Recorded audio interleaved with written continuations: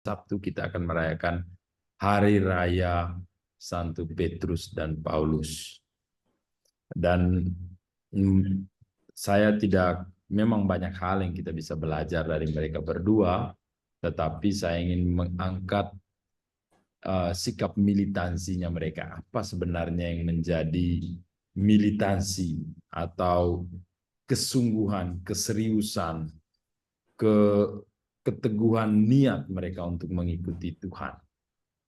Ada pengalaman-pengalaman yang mungkin juga bisa kita renungkan ketika kita berhadapan dengan pengalaman hidup kita masing-masing. Untuk itu mohon saya dibantu untuk tadi saya ada kirim slide, mungkin slide ini bisa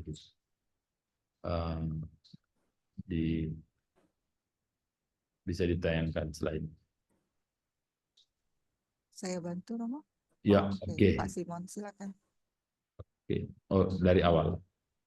Ini sudah yang ke halaman berapa ini? Kita bisa geser ke ini.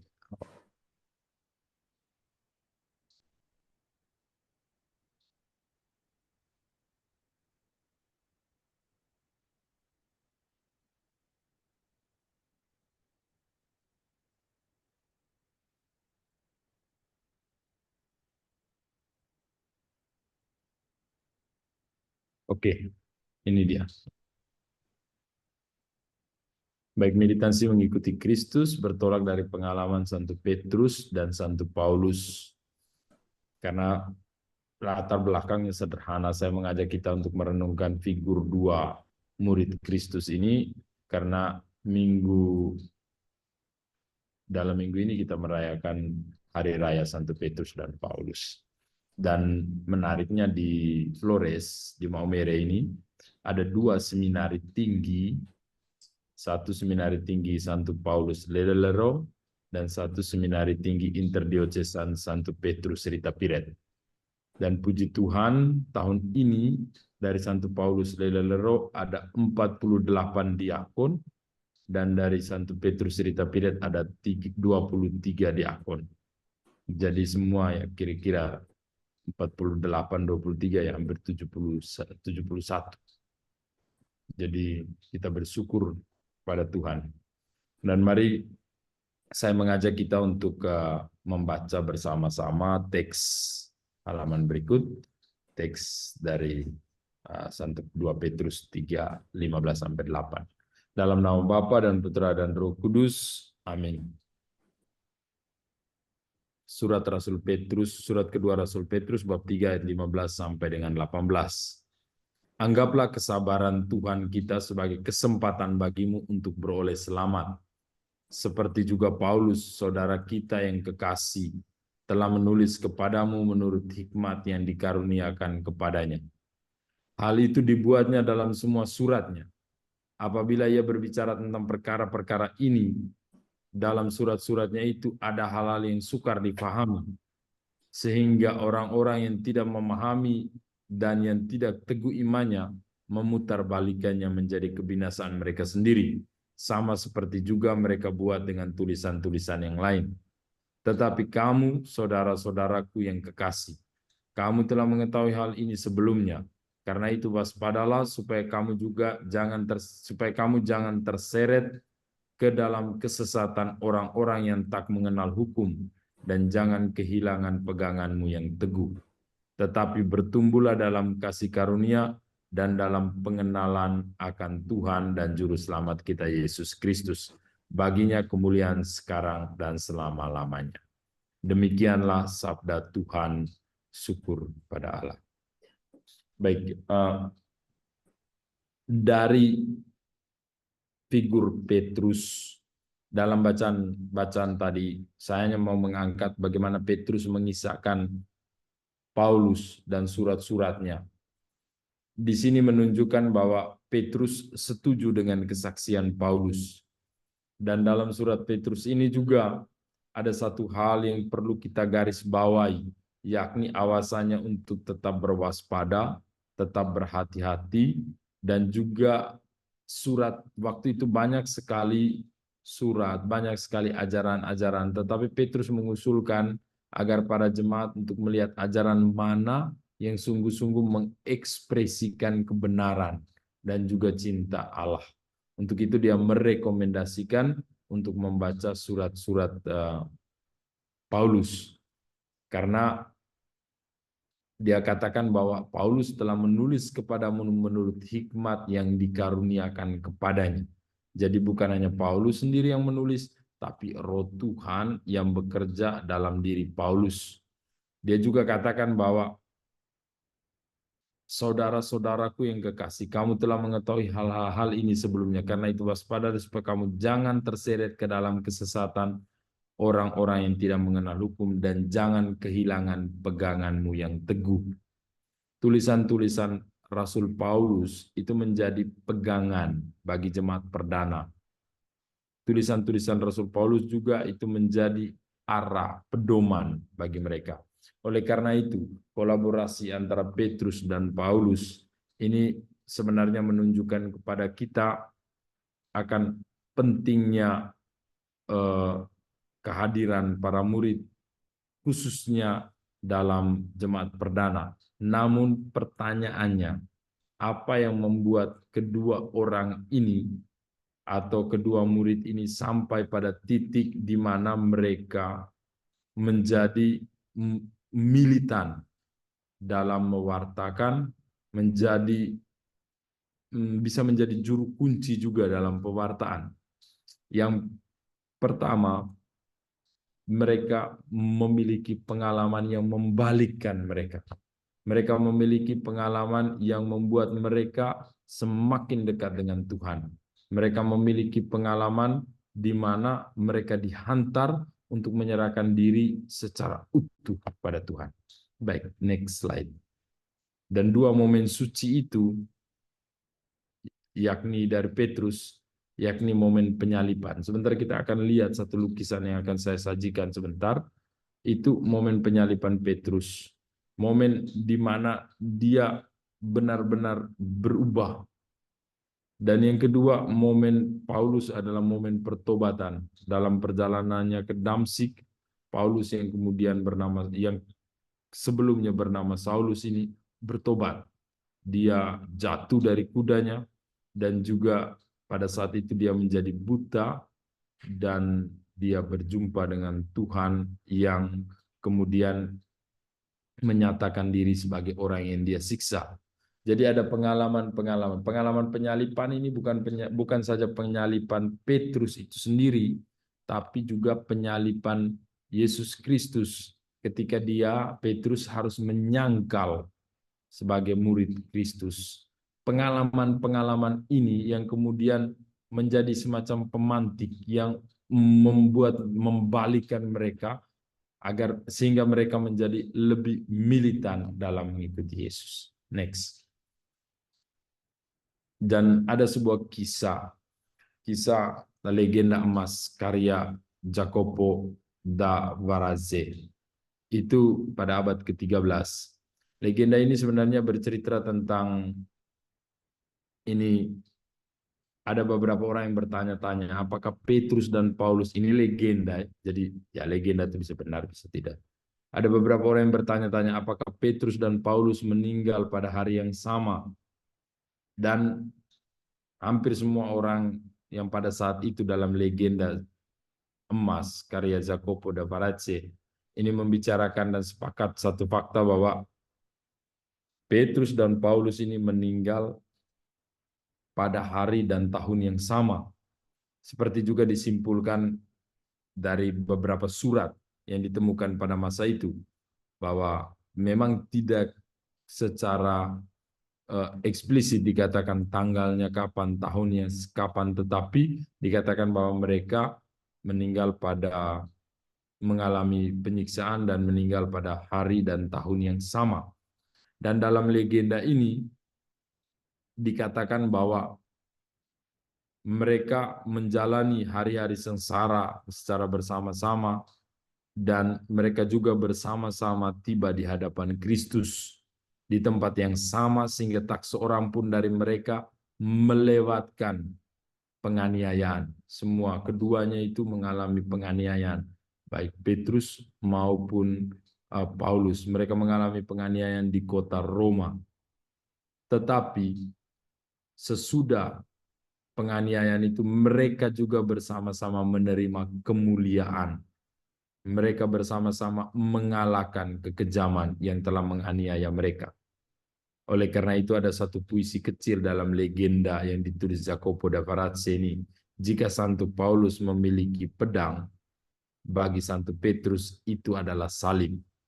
Tempat yang sama, cahaya yang sama, kaisar yang sama yang membunuh mereka yakni Nero, dan lokasi yang sama yakni di Roma. Ini dicatat dalam legenda Mas Jacopo Varazze. Jadi kenapa saya angkat ini dan saya tulis Roma .2 Nero dan kemartiran Petrus dan Paulus. Ini dalam legenda ini diduga bahwa mereka bersama-sama menderita, bersama-sama wafat, bersama-sama dihukum, dan kemudian bersama-sama menikmati kemuliaan. Kemartiran mereka. Oke, next. Dan ini lukisan Caravaggio. Ada satu gereja Santa Maria del Popolo di kota Roma. Ini kemudian lukisan Caravaggio ini salah satu pelukis terkenal Italia yang lahir di Milan pada abad ke-16. Dan kita biasa kalau kunjung ke gereja-gereja di Roma, kalau dengar namanya Caravaggio, itu sangat terkenal dan lukisannya sangat dalam. Ini lukisan Santo Petrus yang sementara disalibkan. Sebagaimana kita tahu bahwa Petrus disalibkan secara terbalik. Dan kita lihat bahwa dia disalibkan pada usia tua, bukan pada usia muda. Dan ini sebenarnya suatu situasi di mana situasi pembalikan juga, dia mau lebih ekstrim daripada Yesus. Sehingga dia disalibkan secara terbalik. Tapi pada tempat yang sama, Petrus juga sementara berusaha sendiri untuk mengangkat salibnya.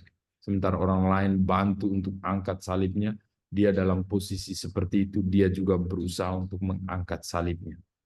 Namun di sisi lain juga dia membuka tangannya. Dia pasrah kepada ini penyelenggaraan ilahi. Lukisan Caravaggio ini menunjukkan kepada kita saat-saat di mana militansi itu lebih berarti bahwa mau berbuat lebih daripada apa yang bisa saya buat untuk Tuhan. Saya mau buat lebih. Dan Petrus itu menunjukkan militansinya bahwa ketika dia di akhir dari perjuangannya untuk mendapat mahkota kemartiran, untuk menegaskan imannya mengikuti Kristus, dia rela disalibkan, bahkan disalibkan secara terbalik. Dan ini titik di mana Petrus itu mengalami perubahan yang radikal dalam hidup.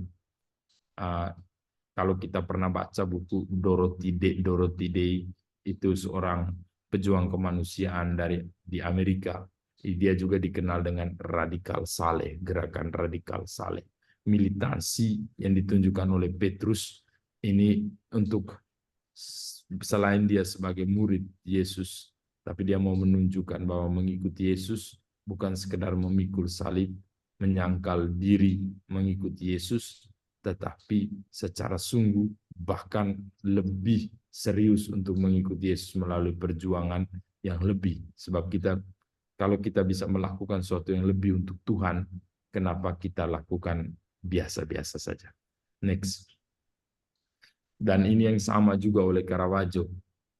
Ini lukisan pertobatan Santo Paulus di gereja yang sama, Santa Maria del Popolo. Santa del Popolo itu artinya Maria para ini, Santa Maria untuk rakyat, orang beriman.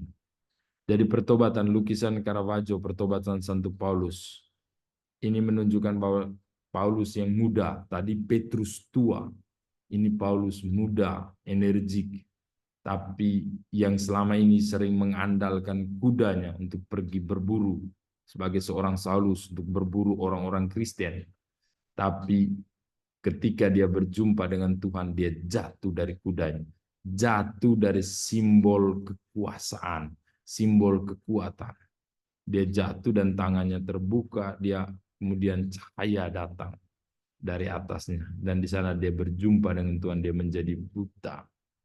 Dan momen titik itu yang membalikkan dia, yang membuat dia bertobat. Dia berjumpa dengan Kristus, meskipun agak sedikit keras, dia seperti dipaksakan untuk bertobat. Namun kemudian kita melihat buah dari pertobatan itu, yakni Paulus kemudian menjadi rasul para bangsa. Di situ Caravaggio melukiskan dengan jelas dan dengan begitu jernih bagaimana otot-otot dari kuda, simbol kekuasaan, simbol kekuatan. Tapi pada satu titik di mana kita harus bersedia untuk melepaskannya, untuk jatuh. Dan pengalaman jatuh itu tidak selamanya adalah pengalaman yang memalukan, tapi juga pengalaman jatuh bisa membangkitkan kita, bisa mengubah, bisa membuat kita lebih beriman. Baik, next. Terus saya coba untuk membandingkan kedua lukisan ini sebagaimana saya presentasikan dari Petrus dan Paulus. Dua-duanya dilukis oleh Caravaggio pada abad ke-16. Caravaggio hidup sampai abad ke-17. Dan dari segi kesenian Kristiani, ini sangat memiliki arti yang mendalam. Kita bisa bermeditasi ya lebih dari 1-2 jam tentang dua lukisan ini, tentang dua orang ini. Ada yang satunya sudah tua, yang satunya masih muda, tapi lebih daripada itu ada juga figur-figur yang lain di sekitarnya. Hanya perlu kita sadari bahwa ya yang paling penting di sini ada momen dalam hidup di mana mereka menjadi lebih militan, mereka menjadi mencintai Kristus karena ada satu titik di mana Tuhan menyentuh mereka di sana. Next. Kapan kita menyadari Tuhan sedang membalikkan kita? Itu pertanyaan. Untuk menjadi militansi, kita tidak bisa, militansi itu bukan sesuatu yang instan, tidak jadi seperti itu. Tapi kita mesti menyadari kapan Tuhan sedang membalikkan kita. Apakah dia membalikkan kita keras seperti Paulus? Dia membanting kita dari kuda, membanting dari kekuasaan. Atau ketika kita ditantang dengan salib seperti Petrus, ketika Yesus hendak disalibkan, atau ketika dia sendiri akan mengalami penyaliban. Apakah kita menghindari salib, ataukah kita malah mau memikul salib? Bahkan mau untuk memikul secara ekstrim, seperti Petrus disalibkan secara terbalik. Next. Militansi seorang murid yang pertama sekali menjawab panggilan Tuhan. Petrus dan Paulus, ini mereka menunjukkan bahwa mereka mau menjawab panggilan Tuhan. Datang dari dalam hati. Militansi itu bukan hanya sekedar aksesoris, tapi datang dari dalam hati, yakni jawaban kita atas panggilan Tuhan. Dan militansi yang ada pada kita mesti diperbaharui lewat pembaharuan atas komitmen yang terus-menerus. Jika saya ingin mengikuti Yesus, maka saya harus memperbaharui komitmen. Saya harus istilahnya semakin mendalami niat saya untuk dekat dengan Tuhan. Jadi militansi menjawab panggilan, tapi pada tempat yang sama juga memperbaharui. Petrus dan Paulus, kalau mereka tidak menjawab panggilan Tuhan, tentu mereka tidak akan berkomitmen untuk menderita. Mereka tidak akan berkomitmen untuk bertobat. Mereka juga tidak akan berkomitmen untuk disalibkan bersama Kristus. Karena mereka seorang murid, mereka memiliki komitmen, maka bagi mereka salib adalah sukacita. Bagi mereka pertobatan adalah jalan Tuhan menghantar ke kehidupan yang baru. Next. Saya rasa kita mendekati ini. Jadi saya gambarkan di sini ada kehendak Tuhan, ada juga kemanusiaan, kemauan manusia. Bukan soal warna, tetapi ini hanya untuk membedakan. Kadang kehendak Tuhan dan kemauan manusia itu tinggal di tempat yang berbeda-beda. Karena apa? Karena kemauan manusiawi kita, kecenderungan yang ada dalam diri kita, mungkin saja tidak sesuai dengan kehendak Tuhan. Oleh karena itu mesti diperbaharui, Mesti dilihat kembali komitmen kita dalam hubungan relasi dengan Tuhan. Dan militansi sebagai seorang murid tidak akan pernah terjadi jika dalam diri kita masih ada dua warna ini. Hendaknya kehendak Tuhan juga menjadi kehendak kita, kemauan Tuhan juga menjadi motivasi bagi kita untuk bertumbuh dalam iman. Next. Lanjut. Pengalaman mana yang kerap muncul? Apakah pengalaman pertobatan Saulus atau pengalaman penyaliban Petrus? Apakah kita sudah disalibkan berulang-ulang dengan pengalaman hidup? Ataukah kita pernah dijatuhkan dari kekuasaan? Tapi kita mesti sadar bahwa ini bukan jalan untuk membinasakan kita, tetapi mungkin ini jalan untuk membuat kita lebih dekat dengan Tuhan. Membuat Petrus makin yakin bahwa dia memegang kunci kerajaan Allah, membuat Saulus digerakkan untuk mengubah misinya dari memburu orang-orang Kristiani menuju kepada suatu persekutuan gereja yang universal. Jadi pasti kita ada pengalaman pertobatan, ada pengalaman penyaliban. Mana pengalaman yang sering muncul yang kemudian yang menggerakkan kita. Next. Jadi itu saja permenungan dari saya. Memang saya harap setengah jam cukup untuk kita bisa merenungkan sedikit. Kita sudah dekat dengan Hari Raya Santo Petrus Paulus. Saya menampilkan lukisannya Caravaggio. Sangat sedikit yang kita bahas, tapi saya harap ini bisa mengatur dan membantu kita dalam permenungan. Kalau kita mau bahas lebih lanjut, setiap warna, guratan dari sisi art kesenian Kristiani, Caravaggio itu sangat luar biasa. Semoga permenungan kita pada kesempatan ini mengantar kita lebih dekat dengan Tuhan. Tuhan memberkati.